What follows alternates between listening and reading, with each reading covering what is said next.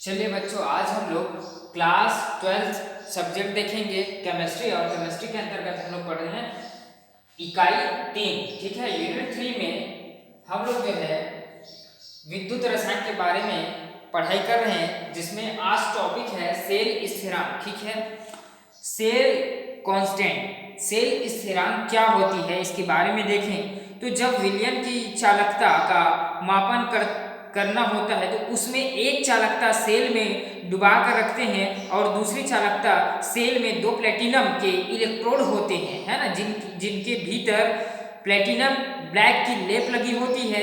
किसी चालक सेल के इलेक्ट्रोड के बीच की दूरी क्या होती है? एल होती है। और एक इलेक्ट्रोड के तय का क्षेत्रफल ए निश्चित होता है। ठीक है, तो यहाँ पर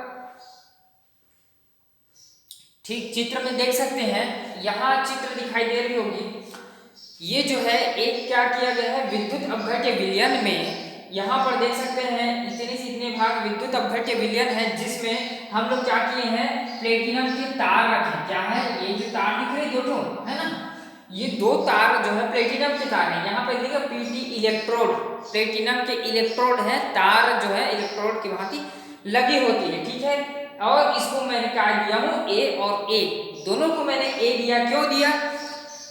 चलिए ठीक है, ए जो है यहां पर क्या है, ए क्षेत्रफल किसकी, दो इलेक्ट्रोडों का क्षेत्रफल, दो इलेक्ट्रोड है और दोनों इलेक्ट्रोडों का क्षेत्रफल जिसको हम लोग ए देते हैं।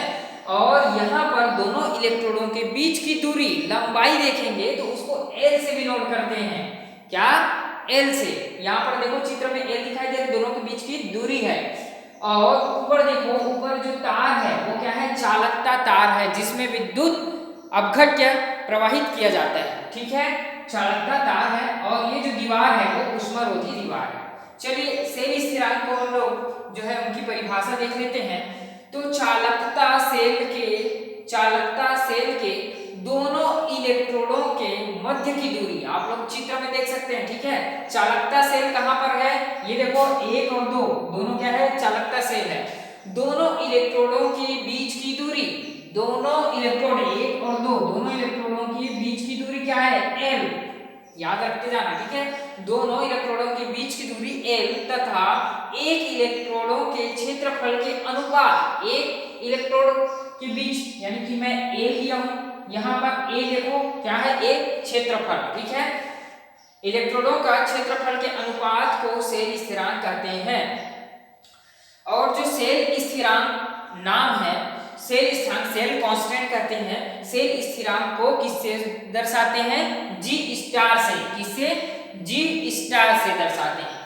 जी स्टार से सेल स्थिरांक को दर्शाया जाता है। यहाँ पर जी स्टार देखो, जी स्टार बराबर एल अपॉन ए। एल क्या है, दोनों इलेक्ट्रोडों की बीच की दूरी, ए क्या है, इलेक्ट्रोडों का क्षेत्रफल।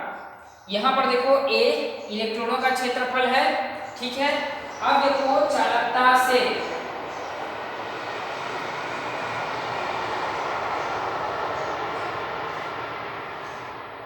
यहां तक क्लियर सभी को? सेल स्थिरांक आप लोग बिल्कुल इजी है, एकदम ज्यादा इजी। आप लोग एक डायग्राम बनाओगे, डायग्राम में दो इलेक्ट्रोड रखोगे, दोनों इलेक्ट्रोड की जो लास्ट पॉइंट रहेगी जिसको आप प्लेटिनम इलेक्ट्रोड रखना, प्लेटिनम इलेक्ट्रोड क्या है, दोनों को ए दर्शाती, क्योंकि वो क्षेत्रफल को दर्शाती है, और दोनों इलेक्ट्रोडों के बीच की दूरी एल, और उसी को हमने यहाँ पर लिखा है डेफिनेशन में। यदि अच्छे से पढ़ोगे तो चालकता सेल के दोनों के बीच की दूरी, इलेक्ट्रोडों के बीच की दूरी एल है, और यहाँ पर उनके इलेक्ट्रोडों का क्षेत्रफल जो है ए है, उनके अनुपात को सेल स्थिरांक कहते हैं, जी बराबर एल अपॉन ए। ठीक है, अब चालकता सेल देखते हैं। ठीक है, चालकता सेल क्या होती है, सेल स्थिरांक का मात्रक, सेल स्थिरांक का मात्रक। सेल क्या है, मैंने बताया था ना, सेल पिछले वीडियो में जाकर के देखिएगा। तो सेल क्या होती है, जिसमें पॉजिटिव नेगेटिव चार्ज दोनों होती है, और जिसके माध्यम से विद्युत परिवहन हो सके, मतलब उसमें विद्युत की चालकता होनी चाहिए, तो वो सेल कहलाती है। तो सेल स्थिरांक की मात्रा क्या है, जी स्टार बराबर एल अपॉन ए।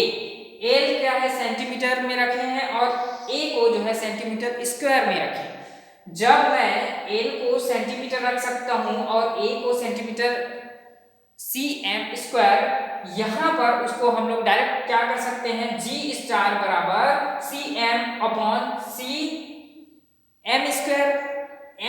और cm² दोनों कैंसल आउट हो जाता है, तो क्या बची 1/cm।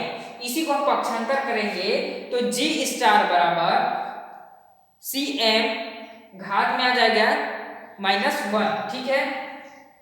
अब देखो इसी के आगे विद्युत यानी कि विशिष्ट चालकता आती, क्या आती है, विशिष्ट चालकता।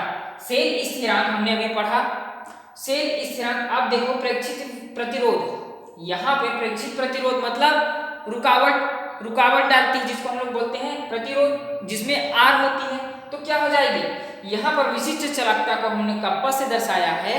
कप्पा सेल स्थिरांक, अभी मैंने पढ़ा है सेल स्थिरांक g और प्रतिरोध R। बिल्कुल इजी टॉपिक है आप लोग का सेल स्थिरांक, इस प्रकार से आप लोग याद रख सकते हैं।